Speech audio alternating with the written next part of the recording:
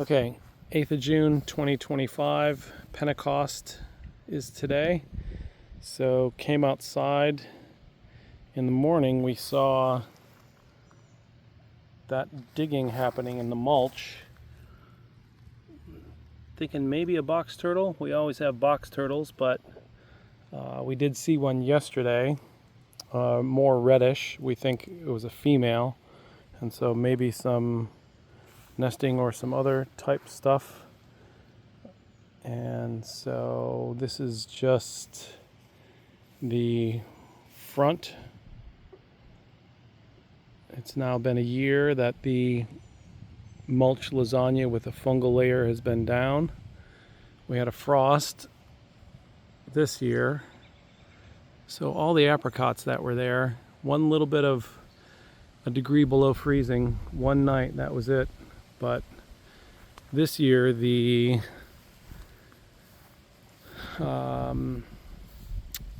Gold Rush and the other apples did get fertilome spray, and hopefully that helped with our issues with fire blight. That's some of the comfrey coming up. There are about 100 comfrey roots planted all along the edges. You can see some there that's been probably nibbled on by the deer. Some others coming up, and hopefully more are going to show up in the shaded areas a little later. Each one of the trees got 5 comfrey plants or 5 roots planted around it. But the Gold Rush are happy. Now we just have to keep the deer and the deer and the antelope, the deer and the squirrels. We have an issue. Okay, that's not good. I have to find out what that's all about with the leaves on the apple yellowing and getting spots. I see some leaf curl here.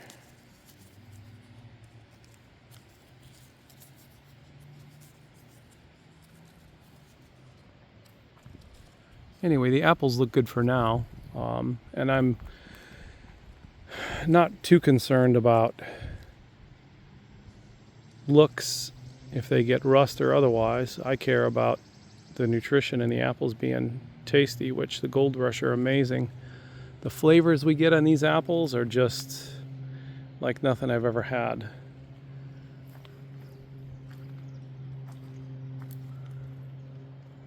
Yeah, a fair amount of apples looking pretty good. Last year we lost all the apples. We had a lot of drop, and I think the squirrels took a lot of them too since it was dry. I think this is bee balm, and we got some kind of red aphidy critters going on there, whatever they are. Haven't looked that up, just saw those. Probably some pest from China that we don't want, but we don't know.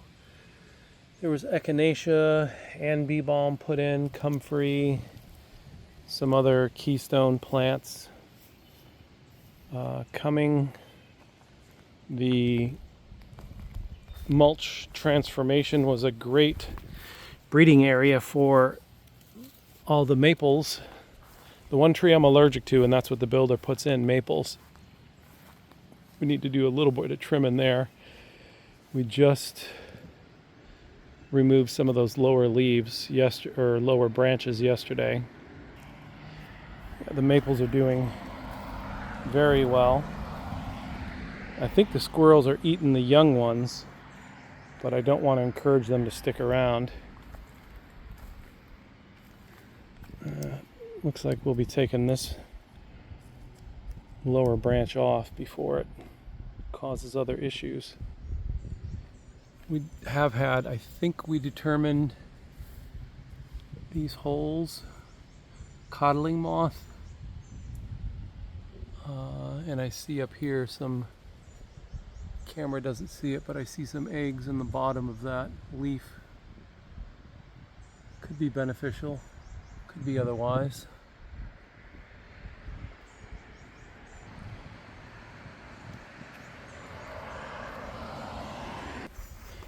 Trying some strawberries here. I think they didn't get enough sun. There's a few that made it. There's some echinacea. There's the Hughes crab, which the deer have just been after. Destroyed a lot of the lower vegetation, even though I've sprayed with all the rain.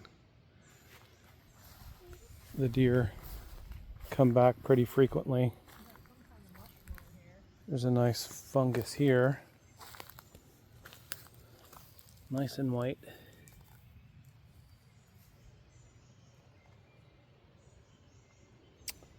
A fair amount of black currant coming up. Some of them I didn't plant deep enough, so we're having different results here. Trying to get some Asclepias going. Swamp milkweed is the preferred in this area. We've put some seed down for the swamp milkweed. We'll see what's going to happen. I believe that is a Eubaline pear that's trying to do its thing.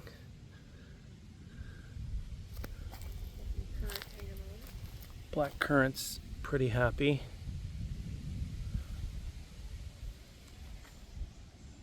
What do you got? Another? Okay. There's some horseradish in the back. Definitely feeling the tunnels from the moles or voles. The mulch is raised. This is the black twig again. All kinds of deer damage. And we lost some blossoms. I don't know if it needs more sun. Unfortunately, the deer do like to rub on that. I should have had a protector on that. Not the best for the tree.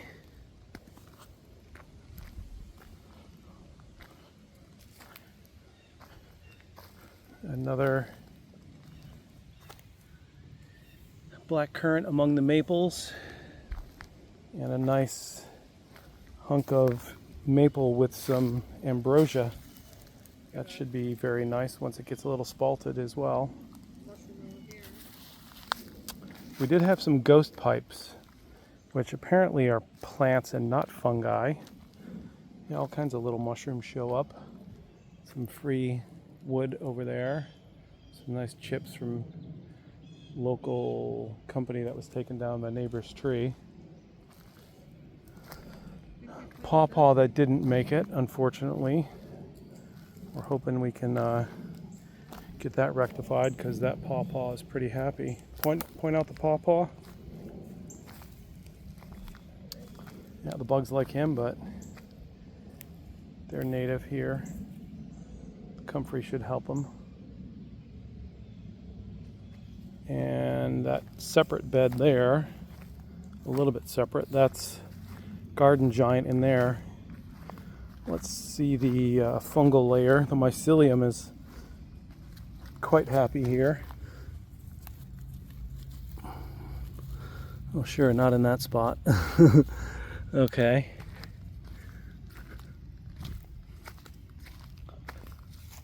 This was put in here last year. That's a lot tighter. It's interesting. It's really well knit together.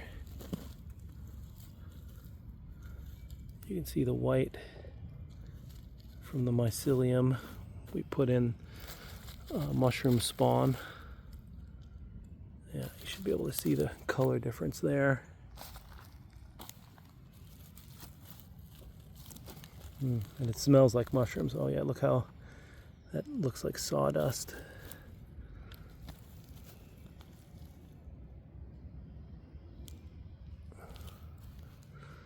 Hopefully that's going to produce. You see the deer have been walking through it. But in the side bed we do have mushrooms showing up.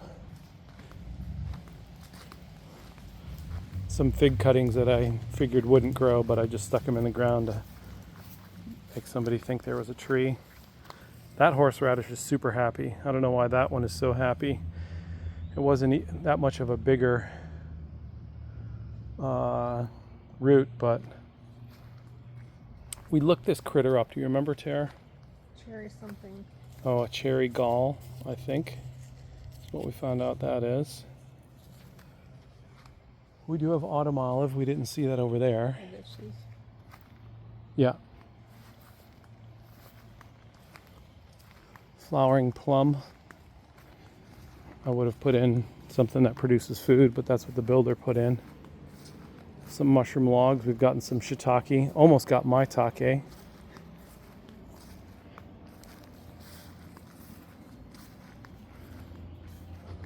Willow oak. That was planted 23 years ago. And some maple cuttings that were trying to disturb the deer's inclination. Oh, there's a big opening there. I guess we need to fill that hole a little better. But you can see that opening there. Deer walk right through that. Supposedly, they don't like barriers. They want a clear path, so if you fill in some of that, they might tend to go elsewhere. These elderberries are 2 years old, and something, right after it flowers and you get the smallest inkling of a berry, something comes and eats these. So hoping to get into some kind of balance, and we might have fruit sometime. This guy is super happy, very upright. I don't remember the variety. no, it's gone. Okay, can't see what was written on the tag, but that variety is very happy compared to this guy. Slightly different But spreading. variety, likes to spread, but definitely not as tall in comparison. You can hear the hummingbirds. Got some chestnut in the back here and other places, trying to protect that from getting nibbled on, give it a chance. I thought about the giant tubes, but they say if you can protect it with an open wire cage, or not even do that, but do some kind of surround, the tree will be stronger in the long run. The wind will affect it and it'll make the trunk and otherwise stronger. That is elderberry as well. That was a cutting that Michael Judd was getting rid of. And you can see the original there. He seems to be happy. Looks like his leaves are the same as the tall one over there. We can see the garlic. Scapes have been cut. They were just cut last week. That should be some very happy garlic. There's the mulberry, the tall one in the back. Juneberry. More garlic. Strawberries are there as well. The orange is Asclepias. The butterflies do like that. I didn't realize there was a peony in there. Yeah, 2. And these are lilies. Those are gladiolas, primarily. Gladiolas. We do actually get some flowers. The deer don't get all those. Blackberry's quite happy. I think we'll be enjoying a couple berries here in a second. So this is either Flavorfest or Annapolis, this strawberry, just as a test. Put that in a pot, nice German pot, but that's amazing. Super happy. I don't know if it's the soil, it likes the room for the roots, but this strawberry is gigantic in its own pot. There's a strawberry from last year. Different company, but we did get a couple pieces of fruit this year. This is where we saw the box turtle, and yeah, it doesn't look like it did a lot of damage. I thought it was going to be eaten on the plant. Oh, the hummingbirds. Once we get other plants, the hummingbirds will be going to that and not the feeder. We wouldn't be great if we didn't need the feeder, but we still had hummingbirds. Apparently the flower on the comfrey they really like, along with bee balm. We're definitely going to have more nectar producers. There's some Tulip poplars. They love the nectar from the tulip poplars. Okay, that's what we got for 2025 right now.